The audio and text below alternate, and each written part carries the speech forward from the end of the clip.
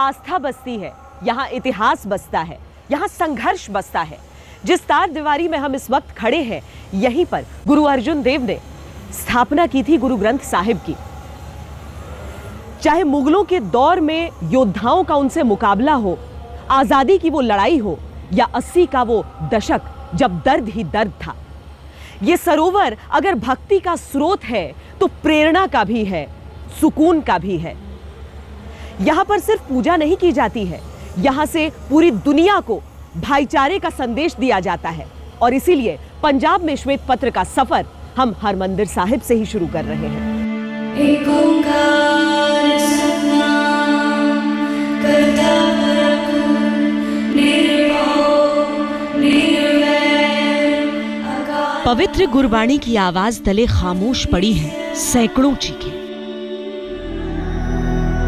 जगमगाते संगमरमर पर खून के धब्बे नहीं हैं, पर यह सफेदी भी सुर्ख नजर आती है।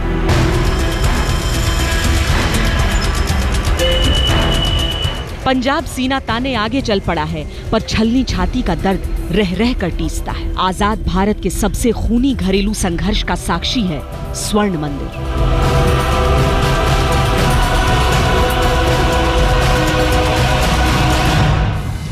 और 30 साल पुराने उस जख्म को इन आम चुनावों में फिर कुरेदा जा रहा है। पहले मिस्टर जेटली बताया कि उसकी पार्टी का स्टैंड ऑन ब्लू स्टार क्या रहा, बिकॉज उसके पार्टी के लीडर उन्हें जाके इंदिरा जी को कहा कि आप हमला करो, नंबर 1। नंबर 2, प्रकाश सिंह बादल 26 मई 1984 में उसने होम मिनिस्टर को अकेले मिला, सीनियर ब्यूरोक्रेट्स भी वहीं थे, और उन्होंने जाके उसको बादल ने उनको कहा कि अब हमला कर दो। तो ये तो हमला करवाने वाले हैं।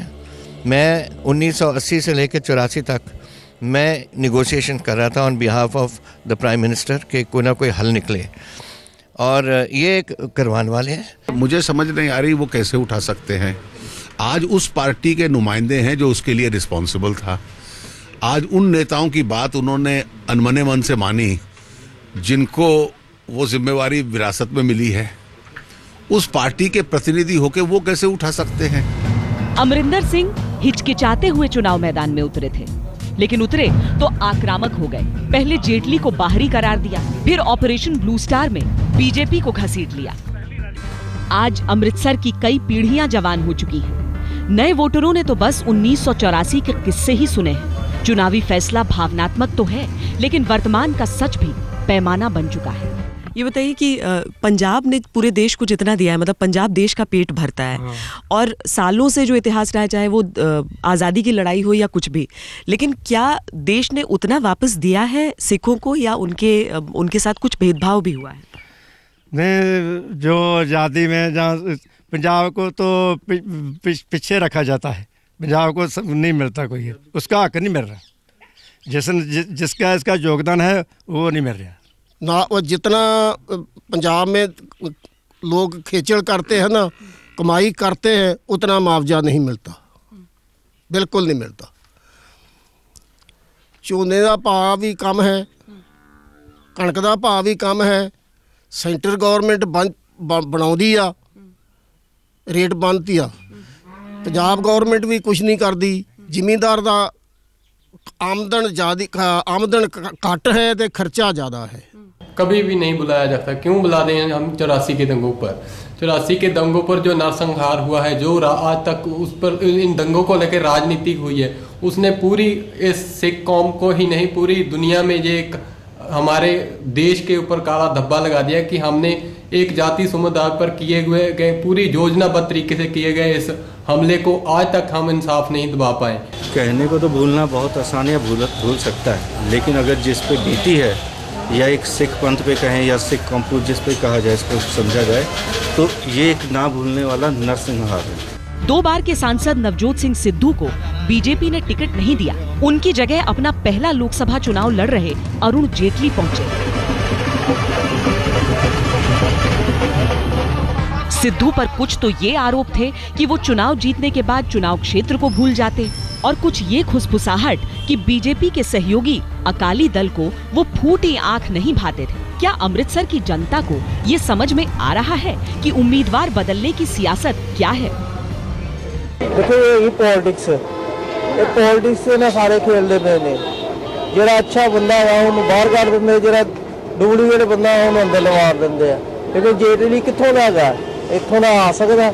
ਅੰਮ੍ਰਿਤਸਰ ਦੀ ਸੀਟ ਅਮਰ ਸਿੱਧੂ ਇੰਨੀ ਦੇਰ ਦਾ ਚੱਲਦਾ ਆ ਰਿਹਾ ਔਰ ਨੇਕੀ ਦਾ ਕੰਮ ਕਰਦਾ ਆ ਰਿਹਾ, ਪਰ ਇਹਨੂੰ ਪਬਲਿਕ ਨੂੰ ਵੀ ਆਪ सोचना चाहिए, ਜਿਹੜਾ अच्छा ਬੰਦਾ ਉਹਨੂੰ ਲਿਆਉਣਾ चाहिए। जलियांवाला बाग में शहादत की हर निशानी को संजो कर रखा गया है ताकि आने वाली पीढ़ियां इन कहानियों को जाने, समझे, जज्ब करें। और यही है पंजाब की असली कहानी। न जाने कितनी बार यहाँ के लोगों को गिराया गया, गिरने पर मजबूर किया गया, लेकिन ये फिर उठ खड़े हुए, लड़े, संघर्ष किया और जीते। पंजाब की राजनीति सीधी सादी सरल है। यहाँ जाति धर्म के आधार पर वोटों का विभाजन पेचीदा नहीं है, न ही समस्याएं ऐसी विकट कि समाधान में राजनीति तलाशी जाए।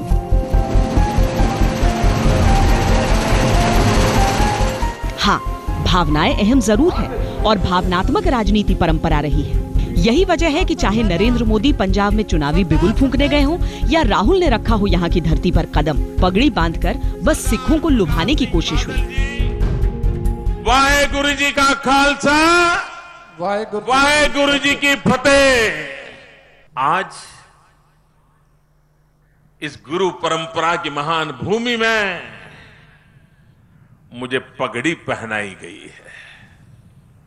बादल साहब ने पगड़ी पहनाई है।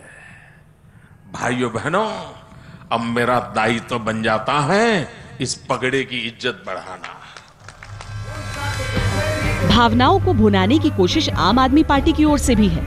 लुधियाना से उनके उम्मीदवार एचएस फुल्का 84 दंगों में न्याय की लंबी लड़ाई में जुटे रहे। उनके सामने खड़े होने में उम्मीदवारों की झिझक समझने योग्य है, को भापना कठिन है।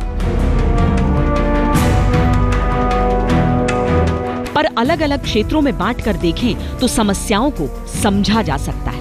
पाकिस्तानी सीमा से लगा हुआ पश्चिमी पंजाब का इलाका माझा कहलाता है। यहाँ बॉर्डर से करीबी ड्रग्स जैसी समस्याओं का जड़ है। मालवा का इलाका दक्षिण पूर्व में है, जहां पानी जहर बन रहा है, और दुआबा का इलाका ब्यास और सतलज नदियों के बीचों बीच है। ये एनआरआईज का गढ़ है। माझा इलाके के अमृतसर, गुरदासपुर और तरन तारन जिले नशे के पाश में छटपटा रहे हैं। एक आकलन के मुताबिक ग्रामीण पंजाब के करीब 65% घरों में कम से कम एक शख्स नशा करता है। पंजाब में ह्यूमन रिसोर्सेज का क्या हो रहा है? 7 में से 10 में से 7 युवाओं को ड्रग की प्रॉब्लम है। वासियों का शहर। राहुल गांधी के इन आंकड़ों ने सियासी हड़कंप मचा दिया था, लेकिन ये आंकड़े भले ही अतिशयोक्ति रहे हों, आकलन गलत नहीं था। राज्य सरकार का कहना है कि ड्रग्स की समस्या का समाधान केंद्र से होना चाहिए। केंद्र का आरोप है कि राज्य सरकार आंखें मूंदे है। लोगों को शिकायत है कि बॉर्डर पार से आने वाले इस जहर पर काबू पाया जा सकता है, बशर्ते सरकार की मंशा मजबूत हो। बताते हैं कि यहाँ पर जो हर घर में बहुत ज़्यादा दिक्कतें होती हैं। ज़्यादातर घर में बच्चे ड्रग्स लेते हैं, जो बॉर्डर पार से आ जाते हैं, कोई रोकने वाला नहीं है, नशा होता है। ये जी बॉर्डर पार से तो कोई नहीं आता, सिर्फ नशा ही आई जाता। नशा ठीक बच्चे बड़ा करी जाते आ। सरकार जिहड़ी आ जिहदे चाहे तो डक सकती है, ते रुकदा नहीं गा, वधदा जांदा। कैसे रुक सकता है ये सब? देखो जी, नौजवान पीढ़ी जे सोचे सरकार साडी पंजाब सरकार पीड़ा उठाए भी थोड़ा बहुता जिस तरह भी कुल ज़्यादा तो नहीं, कुछ नौकरियां दित्तियां जान ते खेडां विच रुचि ज़्यादा हो जाए बच्चे दी, यानी कि बिजी हो जाए उसकी लाइफ, तो नशा रुक सकता। न सिर्फ ड्रग्स बल्कि शराब भी खुशहाली का दुश्मन बना बैठा है, लोगों की जिंदगी में जहर घोल रहा है। वैसे पंजाब की धरती पर एक जहर और है जो लोगों के जीवन में घुल रहा है। बॉलीवुड की फिल्मों को देखकर लगता है कि जो सरसों के खेत होते हैं वो पंजाब की पहचान है, लेकिन नहीं। दरअसल गेहूं के ऐसे लहलहाते खेत हैं पंजाब की पहचान। इस प्रदेश को अनाज का कटोरा कहा जाता है। पंजाब उगाता है तो देश खाता है।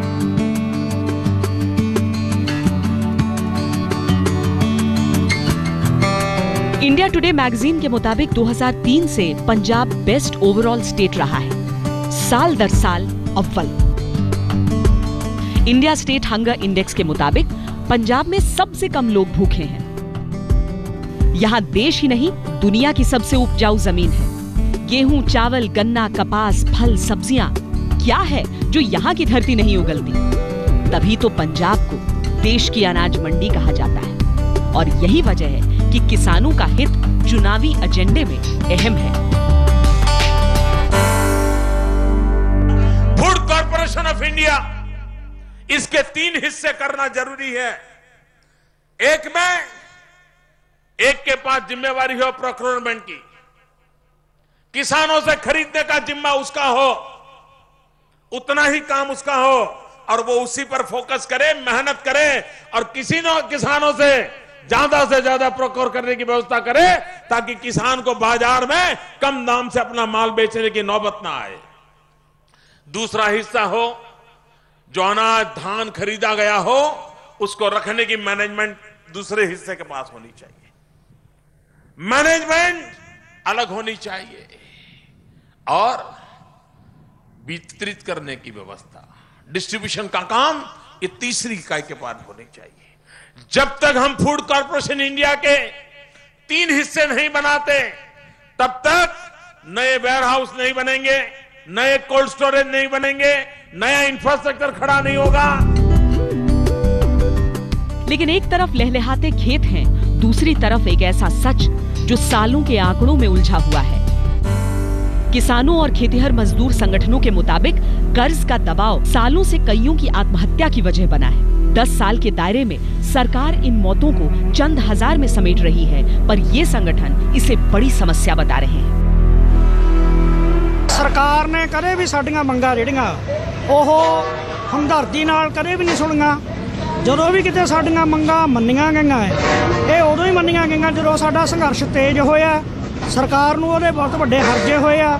ਹੁਣ ਅਸੀਂ ਪੂਰੀ ਤਰ੍ਹਾਂ ਦੇ ਨਾਲ ਤਿਆਰ ਹੋ ਕੇ ਆਏ ਆ ਕਿ ਸਰਕਾਰ ਚਾਹੇ ਜੇਲ੍ਹਾਂ 'ਚ ਲੈ ਜਾਏ, ਚਾਹੇ ਇੱਥੇ ਬੈਠਿਆਂ ਨੂੰ ਡਾਂਗਾ ਨਾ ਕੁੱਟ ਲੇ, ਅਸੀਂ ਆਪਣੀਆਂ ਮੰਗਾਂ ਜਿਹੜੀਆਂ ਉਹ ਲਾਗੂ ਕਰਵਾ ਕੇ ਹਟਾਂਗੇ। ਮੇਰੇ ਡੈਡੀ ਸੀਗੇ, ਉਹਨਾਂ ਤੇ ਬੜਾ ਕਰਜ਼ਾ ਸੀਗਾ, ਉਹਨਾਂ ਨੇ ਫਾਹ ਲੈ ਲਿਆ ਸੀਗਾ। ਕਿਹੜੇ ਸਾਲ 'ਚ? 2013 ਦੇ ਵਿੱਚ। ਕੀ ਮਿਲਿਆ ਸਰਕਾਰ ਤੋਂ, ਕੀ ਤੁਸੀਂ ਉਮੀਦ ਕਰਦੇ ਹੋ? ਅਜੇ ਤੱਕ ਤਾਂ ਸਰਕਾਰ ਨੇ ਸਾਨੂੰ ਕੁਝ ਵੀ ਨਹੀਂ ਦਿੱਤਾ। ਹੁਣ ਕੀ ਉਮੀਦ ਰੱਖਦੇ ਹੋ ਤੁਸੀਂ ਸਰਕਾਰ ਤੋਂ? ਸਾਨੂੰ ਇਹਨਾਂ ਨੇ ਆਖਿਆ ਸੀਗਾ ਕਿ 2-2 ਲੱਖ ਰੁਪਇਆ ਦੇਵਾਂਗੇ ਜਿਨ੍ਹਾਂ ਨੇ ਖੁਦਕੁਸ਼ੀ ਕੀਤੀ, ਪਰ ਹਜੇ तक ਸਾਨੂੰ ਉਹਨਾਂ ਨੇ कुछ भी नहीं। मालवा इलाके की दिक्कत सिर्फ किसान आत्महत्या नहीं है, इस इलाके का पानी धीमे धीमे जहरीला होता जा रहा है। पानी कितना गंदा है? ये पानी महाराज इतना गंदा है कोई दस सकते ही नहीं के। 3 दिन रात दिन बत्ती नहीं आती। तो आ वेखो पानी किस तरह का गरकी वाला पानी है। जो पहू पींदे आ तो जितों दुध चोईदा थाना चो भी एडे एडे सोजे जाते आ, तो वो पानी वो दुध जिहड़ा इस्तेमाल हो बच्चे पीणगे, वो किस तरह बचणगे ये दसो। और यहाँ कैंसर बड़े पैमाने पर फैल रहा है। अधिकतर स्टडीज ने इसे यहाँ के पानी से जोड़कर देखा है। आकलन ये कि सालों से कृषि पैदावार बढ़ाने के लिए पंजाब में जिस खाद और कीटनाशक का इस्तेमाल होता रहा, वो भूजल में मिलकर एक जहरीला मिश्रण तैयार कर चुका है। जो सरकार ने आरओ लगाए हैं, वो पहली बात तो ये है कि सभी जगह पे लगाए नहीं गए हैं, और जिन जगहों पे लगाए गए हैं उनकी देखभाल कुछ ऐसी है कि जहाँ तक हम सोच रहे हैं कि पानी जो दिया जा रहा है पब्लिक को वो पूरा शुद्ध नहीं है, क्योंकि उनकी देखरेख नहीं की जाती। कई जगह पर हमारे एरिया में कैंसर की बीमारियां हैं, जहाँ कई आदमी जो है पानी से दुखी होकर मर चुके हैं। इस समस्या से बचने के लिए प्रभावित इलाकों में कई आरओ फिल्टर लगाए गए हैं, लेकिन ये इस खौफनाक समस्या का स्थायी समाधान नहीं हो सकता। इन चुनावों में जहरीला पानी और किसान आत्महत्या अहम मुद्दा हो सकते हैं। पंजाब की भौगोलिक स्थिति ही पंजाब के इतिहास और वर्तमान को तय करती आई है। बंटवारे की तलवार चली तो बीचों बीच कटा पंजाब। दुश्मन ने आंख तरेरी तो ढाल बना पंजाब। आतंक ने छलनी किया, सरकारों ने छला, पर हर मोर्चे पर डटा लड़ा पंजाब। हुक्म रजाई चलना नानक लिखिया रंगीन, थोड़ा समृद्ध, लेकिन समृद्धि से ही निकली जो मुसीबतें होती हैं, उससे पंजाब की सूरत कैसी नजर आती है वो आपने देखा। श्वेत पत्र में आज के लिए इतना ही। देश और दुनिया की तमाम ताजा तरीन खबरों के लिए आप देखते रहिए आज।